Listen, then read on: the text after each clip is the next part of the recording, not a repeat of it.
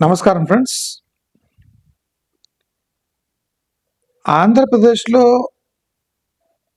జరుగుతున్న పరిణామాలు చాలా మందికి విస్మయానికి గురి చేస్తున్నాయి. లక్షల కోట్ల పెట్టుబడులు ఎలా వస్తున్నాయి? ఈ పెట్టుబడులను నిలబెట్టుకునే సామర్థ్యం ఆంధ్రప్రదేశ్కి ఉందా?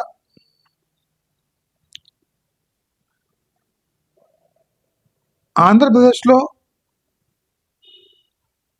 ఇప్పుడు చెలరేగుతున్న ప్రశ్న ఏమంటే, మనము స్టార్ట్ చేసిన డిబేటే, పెట్టుబడులన్నీ వైజాగ్కు ఎందుకు వెళ్ళాలి? నేను గత 2 రోజులుగా ఆంధ్రప్రదేశ్లో కొన్ని ఇంపార్టెంట్ వర్గాల నుంచి కొన్ని మాటలు విన్నాను, కొంత ఇన్ఫర్మేషన్ సేకరించాను.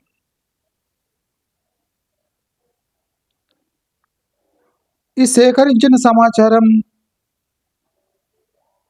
చాలా ఆందోళనకరంగా ఉంది.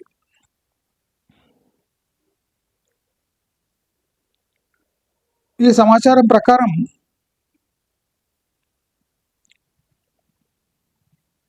ఆంధ్రప్రదేశ్ ప్రభుత్వం తాను ప్రకటించిన స్వయం ప్రకటిత పథకాలకు స్వస్తి పలకనుంది అని సమాచారం అందుతూ ఉంది.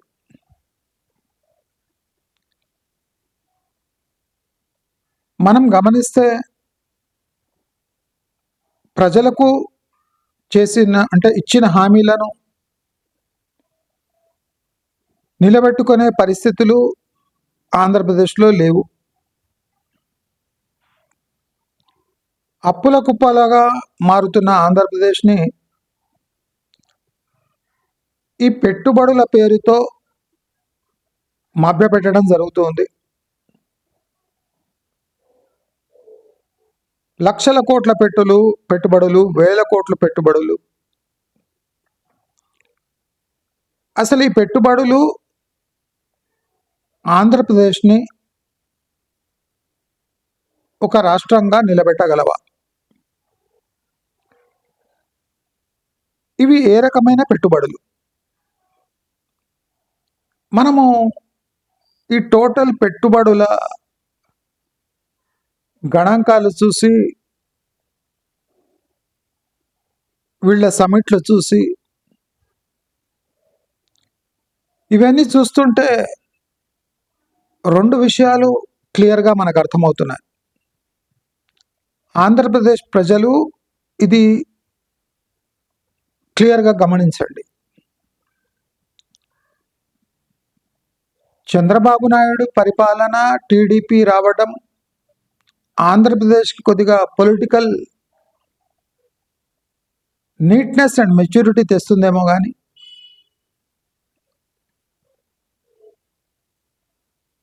రాబోయే 8 ఏళ్ళు, అంటే ఈ 3 ఏళ్ళు ప్లస్ మళ్ళీ టీడీపీ వచ్చే అన్ని అవకాశాలు ఉన్నాయి. ఈ కూటమి ప్రభుత్వం యొక్క 8 ఏళ్ళు చాలా క్రిటికల్గా ఉండబోతున్నాయి.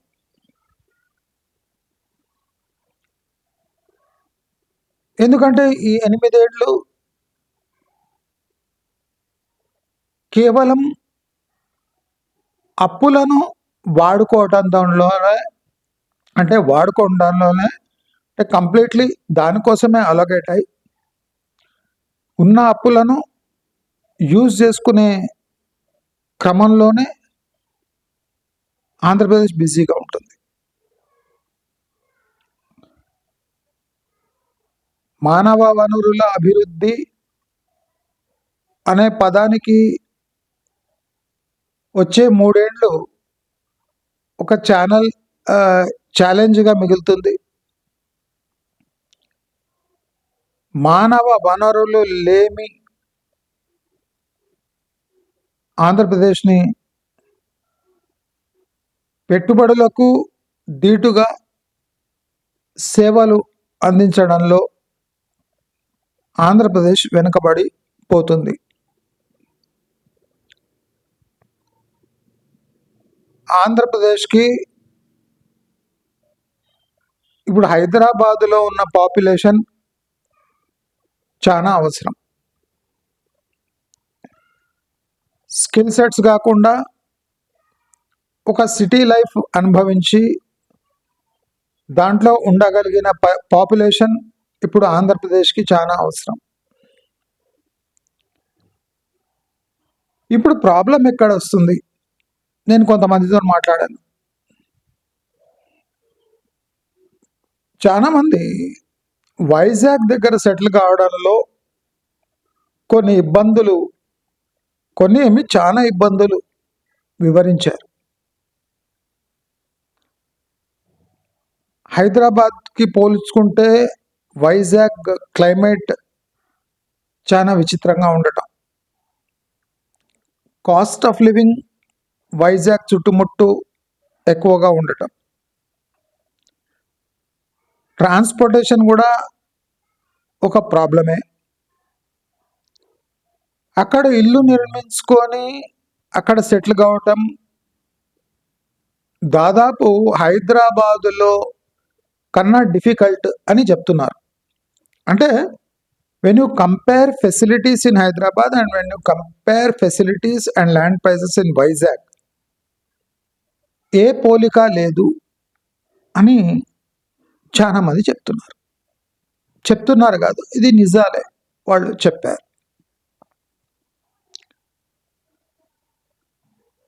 మనము మన ఛానల్లో వై వైజాగ్ అనే ఒక క్వశ్చన్ మార్క్కి మనం రేజ్ చేశాం. వైజాగే ఎందుకు?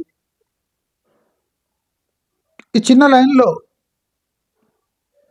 భారీ కుంభకోణాలు దాగి ఉన్నాయి. అవి నెక్స్ట్ 8 yearsలో బయటపడే అన్ని అవకాశాలు ఉన్నాయి.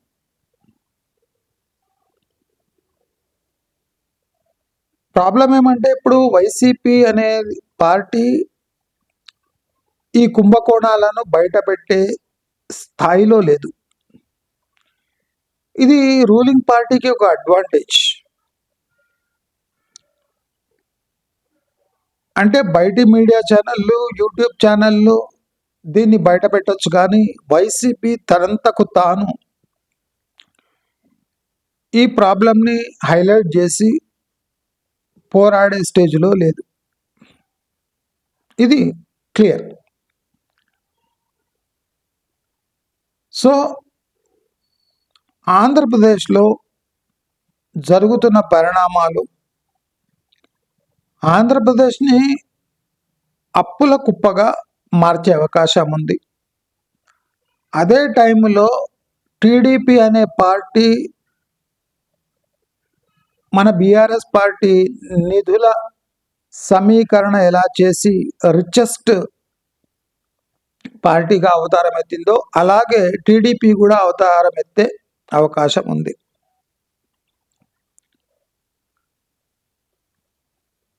మనం మాట్లాడిన వాళ్ళలో పొలిటికల్ బిజినెస్ లకు సంబంధించిన కొంతమంది వ్యక్తులు రాబోయే రోజుల్లో బీఆర్ఎస్కి టీడీపీకి పెద్ద తేడా ఉండదు అని చెప్తున్నారు. కానీ ఒక్క విషయం మాత్రం స్పష్టంగా ఉంది,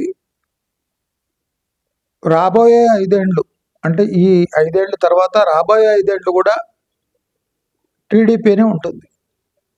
అది ఒక రకమైన అదృష్టం, ఇంకో రకమైన దురదృష్టం. ఎందుకంటే టీడీపీనే ఉంటుంది అంటే వాళ్ళకు 8 years టైము ప్రజలు ఇచ్చినట్టు అవుతుంది. ఇది చాలా క్రిటికల్, అందరు గమనించాలి. ఆంధ్ర వాళ్ళే కాకుండా తెలంగాణ వాళ్ళు కూడా ఈ విషయాన్ని సీరియస్గా తీసుకోవాలి. ఆంధ్రాలో నెక్స్ట్ 8 years టీడీపీ ఉంటుంది అంటే టీడీపీకి అనుకూలమైన వర్గాలు తెలంగాణలో మోస్ట్ ప్రాబబ్లీ ఉంటాయి అని అర్థం.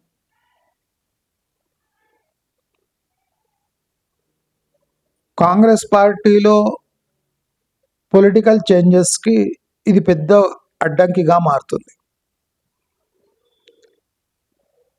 ఎందుకంటే ఆంధ్ర సపోర్ట్ లేకుండా Hyderabad growth అందుకోలేదు.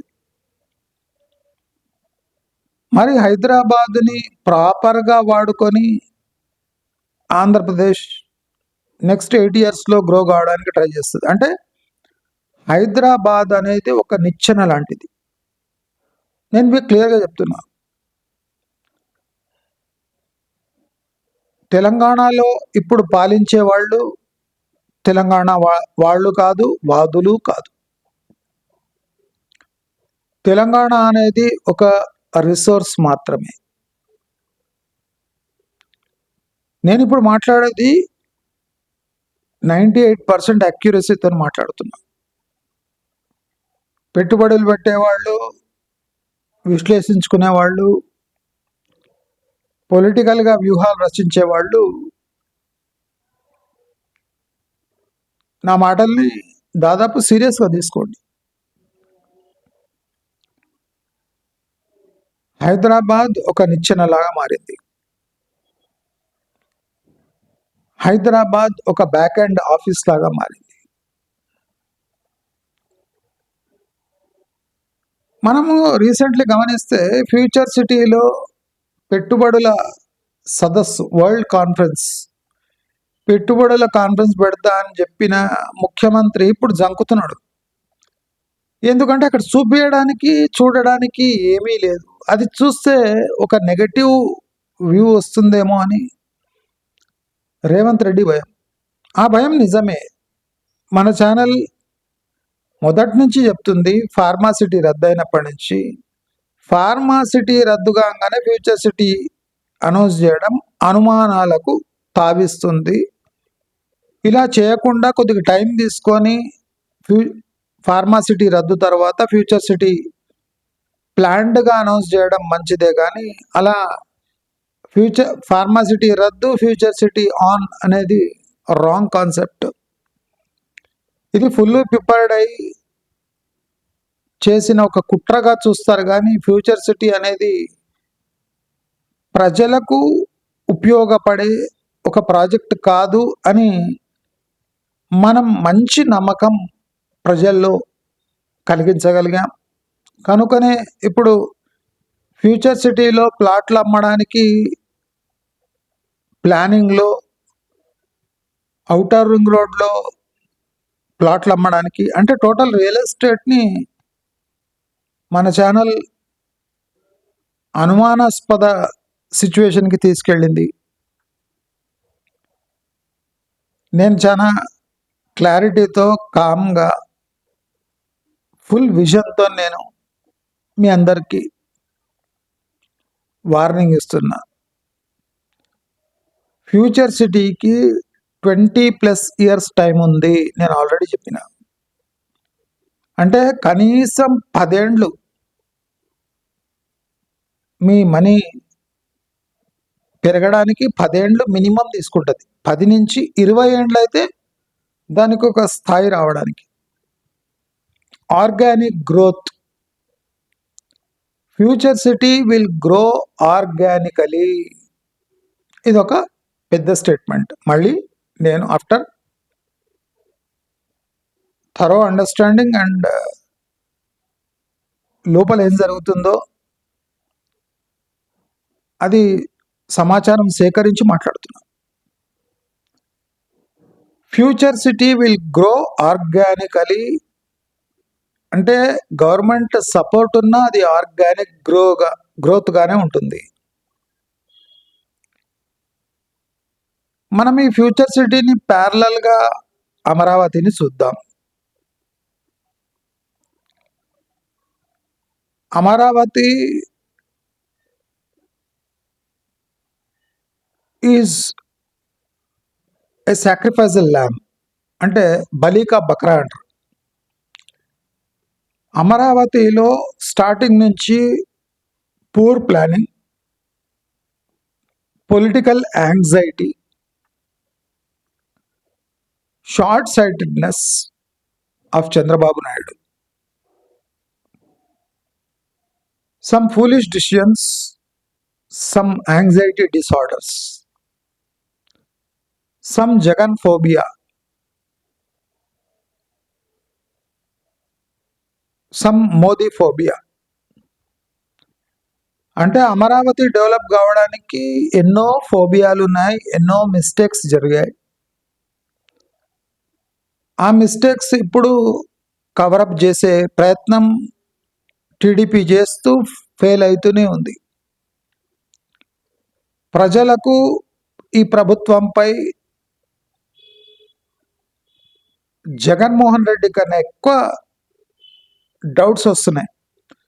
Jaganmohan Reddy was very clear, assembly తప్ప అమరావతి నుంచి ఇక్కడ ఏం యాక్టివిటీ కాదు, సెక్రటరేట్ అమరావతి అసెంబ్లీ తప్ప ఇక్కడ నుంచి ఏం కాదు, మూడు రాజధానుల కాన్సెప్ట్ అనేది జగన్ తీసుకొని వచ్చాడు. దాంట్లో క్లియర్గా ఉన్నాడు. అది తప్పుడు కాన్సెప్ట్ అయినా క్లియర్గా ఉన్నాడు జగన్మోహన్ రెడ్డి. బట్ ఇక్కడ అమరావతి రాజధాని, అమరావతి రాజధాని అని గట్టి గట్టిగా అరుస్తున్నా ఎవ్వరు నమ్మే పొజిషన్లో లేరు. అందుకోసము ఒక గజెట్ విడుదల చేసి అమరావతి రాజధాని అని నమ్మించే ప్రయత్నం టీడీపీ గవర్నమెంట్ చేస్తుంది. తెలుగు చూడండి, నమ్మించే ప్రయత్నం. అంటే అమరావతి ఖచ్చితంగా అబద్ధమే. నేను చాలా మందితో మాట్లాడి చెప్తున్నా, అమరావతి చాలా మటుకు అబద్ధమే. అబద్ధమే అంటే భవనాలు వెలుస్తలేవా? భవనాలు రాజధానికి సంకేతం కాదు, అభివృద్ధికి సంకేతం కాదు, సివిలైజేషన్కి సంకేతం కాదు. పాడుబడ్డ బంగ్లాలు చైనాలో ఎన్నో ఉన్నాయి, దాన్నే గోస్ట్ సిటీస్ అంటున్నారు. అంటే ఉపయోగపడకుండా కేవలం ప్రభుత్వాలు యూజ్ చేసుకునే బిల్డింగ్లు ఉంటే దాన్ని క్యాపిటల్ అనడం నేటి తరుణంలో ఫూలిష్నెస్. ప్రతి ఒక్క ఆంధ్ర సిటిజన్ ఇది వినాలి, డైజెస్ట్ చేసుకోవాలి. ఎందుకంటే మనం చాలా ఒక పెద్ద టాస్క్ మనం ఇప్పుడు నెత్తినెత్తుకున్నాం మన ఛానల్. వై వైజాగ్, అందరూ హ్యాష్ ట్యాగ్ పెట్టి వై వైజాగ్. దీనివల్ల ఏం జరుగుతుంది? వై వైజాగ్ అనే హ్యాష్ ట్యాగ్ పెడితే వేరే ప్రాంతాలకు తప్పకుండా న్యాయం జరుగుతుంది. మీరు కొన్ని ప్రాంతాల పేర్లే వింటలేరు, ఎస్పెషలీ కర్నూలు లాంటి ప్లేసు, నెల్లూరు లాంటి ప్లేసు, చిత్తూరు లాంటి ప్లేసు, అనంతపురం అప్పుడప్పుడు వినిపిస్తుంది కానీ గుంటూరు కూడా వినిపిస్తలేదండి. మళ్ళీ ఈ విజయనగరం దాన్ని అయితే ఊసేలేదు. ఎందుకంటే Vizag is camouflaging the upper tip of agency Andhra. Agency areas అసలు ఊసేలేదు, ఫోకస్ అంతా వైజాగ్ పై ఉంది. అందుకోసం మనం వై వైజాగ్. పల్నాడు రీజన్ నేను ఎప్పటి నుంచో స్ట్రెస్ చేస్తున్నా, Palnadu reason will be the first gate way to Telangana, not Nalgonda highway. నేను చాలా క్లియర్లీ నా వీడియోస్లో పల్నాడుపై స్ట్రెస్ చేశాను. Palnadu is a reason that should get first priority, not Vizag. Sorry, వైజాగ్లో ఆ సామర్థ్యం లేదు, ఆ పెట్టుబడులను అంటే అబ్జర్వ్ చేసుకునే కెపాసిటీ వైజాగ్కు లేదు. ఉంది అని నారా లోకేష్ అంటే నేను 100 రీజన్లు ఇచ్చి వైజాగ్ ఎలిజిబుల్ కాదు అని వాదించగలను. మనం తెలంగాణ రియల్ ఎస్టేట్లో ఇంత ఖచ్చితంగా 2.5 ఏళ్లలో అయినంత ప్రచారం చేసి ఈ హైరైజ్లు అమ్ముడు పోకుండా ఎలా చేయగలిగాము? ఇప్పుడు రోజు మనం చూస్తుండొచ్చు, వందలాది వేలాది ప్రమోషన్స్ చేసిన హైరైజ్లు అమ్ముడు పోతలేవు. ఫస్ట్ రియల్ ఎస్టేట్ నెగటివ్గా చూపించింది మన ఛానలే. దాని survival doubtful for next 3 years అని చెప్పింది మన ఛానలే. పీక్లో రియల్ ఎస్టేట్ ఉన్నప్పుడు రియల్ ఎస్టేట్ పీకుతుంది అని చెప్పింది మన ఛానలే. అంటే హైదరాబాద్ లాంటి గ్యారంటీ ఉన్న బాండ్ పేపర్ పై గ్రోత్ రాసిచ్చే టైంలో మనం రియల్ ఎస్టేట్ ఎలా పడుతుందో క్లియర్గా ప్రజలకు చెప్పడం జరిగింది తెలుగులో. తెలుగు వాళ్ళు చాలా లాభపడ్డారు, కానీ ఇంగ్లీష్ వాళ్ళు అంటే హిందీ బెల్ట్ వాళ్ళు బయట వచ్చేవాళ్ళు బలైపోతూ ఉన్నారు. కాబట్టి నేను ఇంగ్లీష్లో ఎకనామిక్స్ అనే ఛానల్ నాది ఉంది కదా, EKANAMIX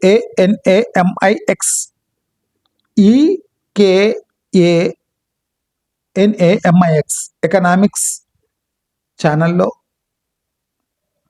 హిందీ బెల్ట్ వాళ్లకు, బయటి రాష్ట్రాల వాళ్లకు, ఎన్ఆర్ఐలకు, పెట్టుబడిదారులకు హైదరాబాద్లో ఇన్వెస్ట్ చేస్తే ఎంత ప్రమాదమో ఇంగ్లీష్లో చెప్పడానికి నా సాయశక్తుల ట్రై చేసి ఆ దారులు కూడా మూసుకుపోయేటట్టు నా వంతు ప్రయత్నం నేను చేస్తాను. ఎందుకంటే నేను చెప్తూ వస్తున్నాను, high rise is a dying fashion. నేను ప్రతి ఒక్కటి చాలా ఆలోచించి మాట్లాడుతున్నాను. High rise is a dying fashion. ఇది బిల్డర్స్ తప్ప హోమ్ ఓనర్స్కి అస్సలు యూజ్ఫుల్ కానీ ఒక హౌసింగ్ విధానం. 95% ప్రాజెక్ట్స్ హైదరాబాద్లో తప్పుడు వేలో కట్టబడినాయి. అన్ని రూల్స్ వయలేట్ చేసుకుంటూ చాలా మెచ్యూర్, చాలా లగ్జరీ సెగ్మెంట్ని హైదరాబాద్లో లాంచ్ చేసి అదో పెద్ద గొప్పగా చెప్పుకుంటూ ఉన్నారు. ఏ ఇష్యూ అయినా మన ఛానల్ ఒక్కసారి తన అజెండాలో తీసుకుంది అంటే దాని అంతు చూడక ఇడవదు. అలాంటి ప్రాజెక్టే వైజాగ్ అనే ఒక నినాదం.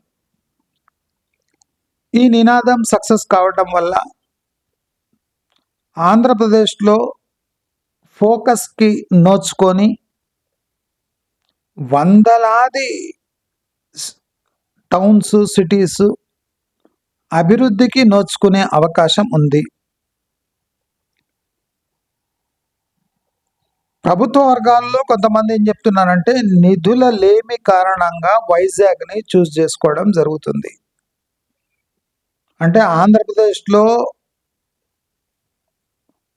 ఒక ఎన్వైర్న్మెంట్ డెవలప్ చేయాలంటే, వందల ప్లేస్లలో చేయాలంటే నిధులు లేవు. కాబట్టి వైజాగ్ ఒక సెంటర్ డెవలప్ చేసి ఈజీగా ఫోకస్ చేయొచ్చు అనే ఒక విధానంతో ప్రభుత్వం ముందుకు పోతుందని కొంత ప్రభుత్వ వర్గాలు చెప్తున్నాయి.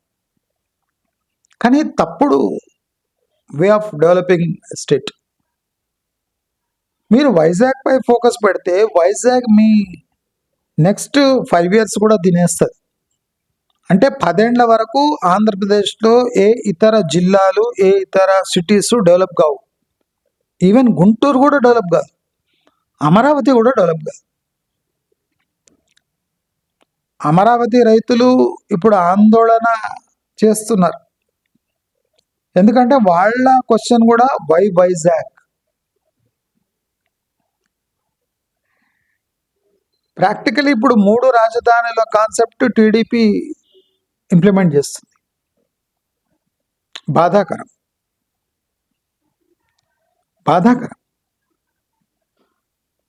వెస్ట్ హైదరాబాద్ని కాపీ చేసి వైజాగ్లో పేస్ట్ చేస్తే డిజాస్టర్ తప్ప ఏముండదు. ఆంధ్రప్రదేశ్ ప్రభుత్వం ఇది క్లియర్గా బ్రెయిన్లో పెట్టుకోవాలి. లోకేష్ కానివ్వండి, ఎవరైనా కానివ్వండి, మనకు అవసరం లేదు. ప్రజా ప్రయోజనాలు పూర్తి చేయనప్పుడు ఏ పార్టీ అయినా ఒకటే, ఏ వ్యక్తి అయినా ఒకటే, చంద్రబాబు నాయుడు అయినా ఒకటే, లోకేష్ అయినా ఒకటే, మోదీ అయినా ఒకటే. రాబోయే రోజుల్లో రాజకీయ పరిణామాలు ఎలా ఉంటాయంటే పవన్ కళ్యాణ్కి దిక్కు లేక బీజేపీలో చేరే 95% ఛాన్సెస్ ఉన్నాయి. అంటే పవన్ కళ్యాణ్ తన పార్టీతో టీడీపీని ఇన్ఫ్లుయెన్స్ చేయలేక బీజేపీలో చేరి టీడీపీని ఇన్ఫ్లుయెన్స్ చేసే స్టేజ్కు వెళ్ళొచ్చు. ఎందుకంటే పవన్ కళ్యాణ్ టీడీపీలో మాత్రం చేరాడు. బీజేపీ చాలా మంది కాంగ్రెస్ లీడర్స్, ఏపీ కాంగ్రెస్ లీడర్స్తో టచ్లో ఉండి అమాంతంగా ఏపీ కాంగ్రెస్ని తన వైపు తిప్పుకునే ఛాన్సెస్ నెక్స్ట్ 2 ఇయర్స్లో ఎక్కువ ఉన్నాయి అని కొంతమంది సీనియర్ కాంగ్రెస్ పొలిటీషియన్స్ చెప్పటం జరిగింది. అంటే హోల్సేల్గా కాంగ్రెస్ బీజేపీ వైపు మొగ్గు చూపి పవన్ కళ్యాణ్ కూడా బీజేపీ వైపు వెళ్ళి తన రాజకీయ పరపతిని పెంచుకునే అన్ని అవకాశాలు పవన్ కళ్యాణ్కి మోదీ గారు ఇస్తారని కాంగ్రెస్ వర్గాల నుంచే కొంత సమాచారం అందుతుంది. కాబట్టి రాజకీయంగా ఆంధ్రప్రదేశ్లో దుమారం రేగనుంది. ఈ సోకాల్డ్ అభివృద్ధి అనేది ఒక కంటి తుడుపు చర్య. Poor planning, short sightedness. Amaravati భూములు సేకరించేటప్పుడు మీకు ఎయిర్పోర్ట్ అనేది ఊహలో లేదా? చాలామంది మనం అనుకున్నట్టు ఎర్రియంగా అలప్పలు కాదు. అమరావతి భూములు సేకరించేటప్పుడు ఎయిర్పోర్టు మీ దృష్టిలో ఎందుకు లేదు? అమరావతి మొత్తం సేకరించినాక ఇప్పుడు మళ్ళీ ఎయిర్పోర్ట్ కోసం సేకరించడం ఏంటి? ఆ ఫస్ట్ డోస్లోనే ఎయిర్పోర్ట్ ఎందుకు ఇంక్లూడ్ కాలేదు? ఇది మన ఛానల్ ప్రశ్న. మన ఛానల్ ప్రశ్న ఏమంటే, మీరు ఒక విజనరీ కదా, ఆ విజనరీ లీడర్కి అమరావతి భూములు సేకరించేటప్పుడు ఇలాంటి పెద్ద నగరం నిర్మిస్తున్నా కదా, మరి దానికి ఎయిర్పోర్ట్ కూడా కావాలి అని అదే పేస్లో ఎయిర్పోర్ట్ ల్యాండ్స్ ఎందుకు అక్వైర్ చేయలేదు? ఇది ప్రాక్టికల్ క్వశ్చన్ కదా.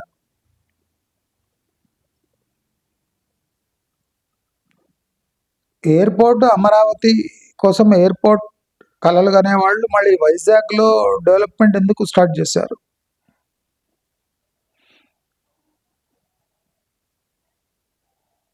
అమరావతి అనే ఒక పరిపాలన పరమైన రాజధాని నిర్మించడానికి మీకు మొత్తంగా 10 ఏండ్ల పైచిలుకు పట్టొచ్చు కదా. అంటే 10 ఏండ్ల వరకు మీరు ఓన్లీ మేస్త్రి పనులు చేస్తారన్నట్టు. అభివృద్ధి ఉండదు. నిధులు తేవడం, దాన్ని ఖర్చు పెట్టడం, నెక్స్ట్ 8 ఏళ్ల వరకు టీడీపీ చేసే పని. నిధులు తేవడం అంటే మోదీతోని సఖ్యత ఉన్నంత వరకే నిధులు వస్తాయి అని అర్థం. మోదీ సపోర్ట్ పోతే మీరు అడక్క తింటారు అని అర్థం. అంటే మోదీతో విభేదాలు వస్తే ఆంధ్రప్రదేశ్ అభివృద్ధి ఆగిపోతుంది అనేది తథ్యం. అంటే పవన్ కళ్యాణ్ని చంద్రబాబు నాయుడు నెక్స్ట్ 8 ఏళ్ల వరకు మోయవలసిందే అని అర్థం. పవన్ కళ్యాణ్ని మోదీ చంద్రబాబు నాయుడుతో మోపిస్తున్నాడు. పవన్ కళ్యాణ్ ఎంత పొలిటికల్గా వీక్ అవుతాడో మోదీ పవన్ కళ్యాణ్ని అంత ఎక్కువ కంట్రోల్ కలుగుతాడు. అదే కాకుండా పవన్ కళ్యాణ్కి పక్కల బలంలా కాంగ్రెస్ శ్రేణులను బీజేపీలో కలుపుకొని పవన్ కళ్యాణ్ని ఒక భయపెట్టే బొమ్మగా మోదీ యూజ్ చేసుకొని చంద్రబాబు నాయుడుని చెక్లో పెట్టి బీజేపీ క్యాడర్ పెరిగే అన్ని ఛాన్సెస్ ఆంధ్రప్రదేశ్లో ఉన్నాయి. చాలా మంది ఏం చెప్తున్నారంటే మనం అనుకుంటున్నట్టు తెలంగాణలో బీజేపీ బలపడే కన్నా ఎక్కువ ఆంధ్రాలో బీజేపీ బలపడుతుంది.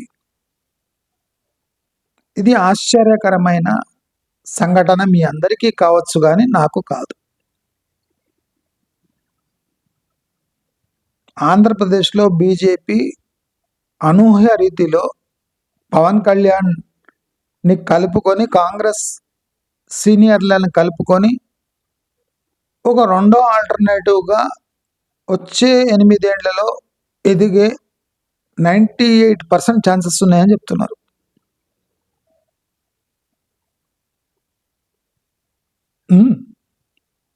నేను పొలిటికల్గా ఆషామాషిగా మాట్లాడాను.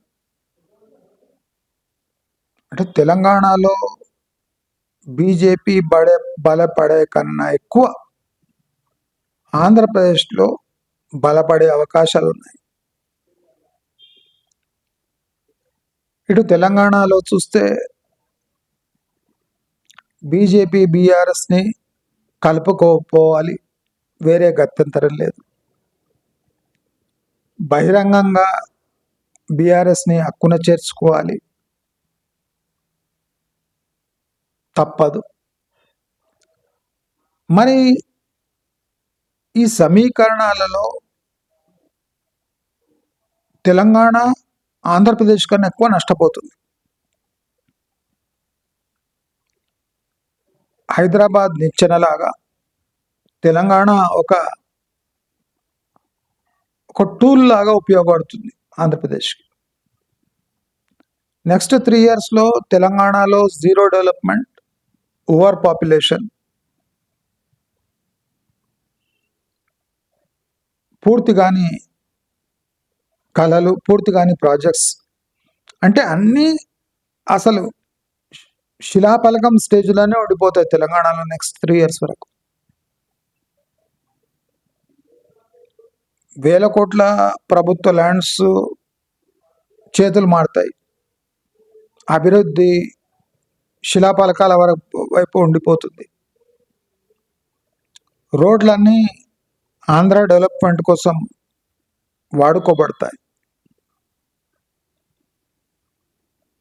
అన్నిటికన్నా ఆందోళనకరమైన విషయం ఏమంటే 8 ఏళ్ల వరకు ఆంధ్ర ప్రజలు టీడీపీని మోయవలసిందే, తప్పదు, ఆప్షన్ లేదు. సెంట్రల్లో రాజకీయ పరిణామాలు టీడీపీని కొద్దిగా అటు ఇటు చేస్తున్నాయి. ఛాన్స్ దొరికితే మోదీకి ఆల్టర్నేటివ్గా కొన్ని శక్తులు బీజేపీలోనే ఎదగాలని ప్రయత్నిస్తున్న కారణంగా ఆంధ్రప్రదేశ్ అంటే చంద్రబాబు నాయుడు దృక్పథం 2 ఏళ్లలో మారొచ్చు. అంటే పాత చంద్రబాబు నాయుడుని మళ్ళీ మనం చూసే అవకాశం ఉంది. చంద్రబాబు నాయుడు కూడా టైము అంటే పొలిటికల్గా టైం చాలా ఫాస్ట్గా అయిపోతుంది. లోకేష్ని బలపరచడే ప్రయత్నం చంద్రబాబు నాయుడు చేస్తుండొచ్చు, కానీ లోకేష్ ఈ ఏజ్లో టీడీపీని కంట్రోల్ చేసే స్టేజ్లో లేడు అని టీడీపీలో కొన్ని బలమైన వర్గాలు చెప్తున్నాయి. అంటే లోకేష్కి ఇంకా 8 years టైం ఉందట, కానీ చంద్రబాబు నాయుడుకు 2-3 years టైం ఉంది. అంటే తన శక్తితో లోకేష్ని నిలబెట్టడం ఒక సాహసమే అవుతుంది. ఆ సాహసంలో పాస్ కావచ్చు, ఫెయిల్ కావచ్చు. లోకేష్ బలపడటం, ఆంధ్రప్రదేశ్లో అభివృద్ధి రెండు ఇంటర్లింక్ అయి ఉన్నాయి. లోకేష్ పై ఫోకస్ ఎక్కువ పెంచితే అభివృద్ధి కుంటుపడుతుంది, పొలిటికల్గా టీడీపీ వీక్ అవుతుంది. అభివృద్ధి సేవపై దృష్టి పెడితే పెట్టుబడులు రావు, పెట్టుబడులు వచ్చినా నిరర్థకంగా మారుతాయి. ఎంత ఫాస్ట్గా హైదరాబాద్కి ఆల్టర్నేటివ్ చూపించగలిగితే అంత ఆంధ్రప్రదేశ్కి మంచిది, కానీ అది అసాధ్యంగా మారుతుంది. అంటే అటు రియల్ ఎస్టేట్ని సమర్థించుకోలేక, ఇటు అభివృద్ధిని నిలబెట్టుకోలేక, అటు ప్రజా సంక్షేమం చేయలేక, నిధుల లేమితో, అప్పులతో 3 ఏళ్ళు కలపొచ్చు, కానీ 3 ఏళ్ల తర్వాత నెక్స్ట్ 5 ఏళ్ళు టీడీపీకి ఇలాంటి సిచ్యువేషన్ లేకపోతుండొచ్చు అని సమాచారం అందుతుంది. అందుకోసం టీడీపీకి 3 ఏళ్లే ఉన్నాయి ప్రాక్టికల్గా. ఆ 3 ఏళ్లలో ఏం చేస్తుందంటే అప్పులు తెచ్చి బిల్డింగ్లు కట్టి ఎదురు చూస్తూ ఉంటుంది. దీన్ని అభివృద్ధి అభివృద్ధి అభివృద్ధి అని గట్టిగా చెప్తుంది. మన ఛానల్ ఈ రియాలిటీని ఎప్పుడో గుర్తుపట్టి ఆంధ్ర ప్రజలను కూడా ఎడ్యుకేట్ చేయాలి. తెలంగాణలో వెస్ట్ హైదరాబాద్లో ఎలా వేలాది మంది మోసపోయారో అలా మోసపోకూడదు. వ్యక్తి మార్పు, పార్టీ మార్పు మంచిదా కాదా అనేది మానవ వనరుల అభివృద్ధితోనే అది తేటతెల్లమవుతుంది. ఇరు రాష్ట్రాల్లో మానవ వనరుల అభివృద్ధిలో తెలంగాణ కూడా వెనుకబడి ఉంది అంటే ఇక ఆంధ్ర పరిస్థితి ఎలా ఉందో మనం అందరం అర్థం చేసుకోవచ్చు. కాబట్టి గ్లోబల్ రిసెషన్ టైంలో సాఫ్ట్వేర్ రంగం కూలిపోతున్న సమయంలో పెట్టుబడుల గురించి గర్జించటం అంత మంచిది కాదు. చాలా ఆచితూచి మాట్లాడవలసిన అవసరం ఉంది. టీసీఎస్ వస్తుంది, ఇన్ఫోసిస్ వస్తుంది అంటే వస్తుంది, సరే, వాళ్ళు ఇస్తుంది ఎంత? వాళ్ళ శాలరీస్, వాళ్ళ స్టాండర్డ్స్ని అంటే ఎడ్యుకేషన్ స్టాండర్డ్స్కి రెస్పెక్ట్ ఇస్తున్నాయా?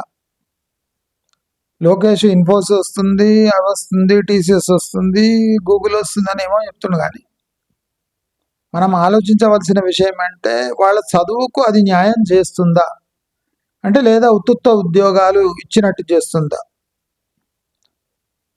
ఇలాంటి వందల ప్రశ్నలు వేలాది ఆన్సర్స్ పెండింగ్లో ఉన్నాయి. ఆంధ్రప్రదేశ్ అభివృద్ధి 8 ఏళ్ల వరకు గవర్నమెంట్ బిల్డింగ్ నిర్మాణంతోనే సరిపోతుంది. మధ్యలో ఈ అభివృద్ధి ఆగిపోవచ్చు పొలిటికల్ టర్మాయిల్ కారణంగా అని కొంతమంది అభిప్రాయం వ్యక్తం చేస్తున్నారు. బహుశా వాళ్ళది ఒక 70-80% కరెక్ట్ కావచ్చు. కనుక చంద్రబాబు నాయుడు నెక్స్ట్ తీసుకునే స్టెప్ ఏమంటే తాను ప్రామిస్ చేసిన ఈ పొలిటికల్ అంటే పథకాలను తిరోధకం ఇచ్చే లేదా షట్ డౌన్ చేసే ప్రయత్నాలు బ్యాక్ ఎండ్లో జరుగుతున్నాయి. మనము వీటిని కూడా క్షుణ్ణంగా అబ్జర్వ్ చేస్తున్నాం. తెలంగాణ దుస్థితితో పాటు ఆంధ్రాలో జరగబోయే దుర్మార్గాలను కూడా మనం ఎప్పటికప్పుడు ప్రజల ముందు ఉంచుతుంటాం. కాబట్టి ప్రజలు కూడా అప్రమత్తంగా ఉండాలి. అందరూ డూడు బస్వర్ణలాగా తల ఊపకూడదు. వైజాగ్ అనేది సక్సెస్ అయితే గుంటూరు, విజయవాడ, సెంట్రల్ ఆంధ్ర తప్పకుండా అభివృద్ధికి నోచుకుంటుంది. వైజాగ్ అనేది ఫెయిల్ అయితే ఆంధ్రప్రదేశ్ అభివృద్ధి అనే నీడ కూడా నెక్స్ట్ 8 ఏళ్ల వరకు చూడలేదు అని మీ అందరినీ హెచ్చరిస్తూ వైజాగ్ అనే ప్రశ్నను మీరందరూ ముందుకు తీసుకుపోవాలి. మీ జీవితాలు, మీ జిల్లాలు, మీ రాష్ట్రాలు, మీ సిటీస్ని మీరే కాపాడుకోవాలి. అభివృద్ధి మీ చేతుల్లో అనే హ్యాష్ట్యాగ్ కూడా అంతే అవసరమని అందరికీ తెలియజేసుకుంటూ నమస్కారం.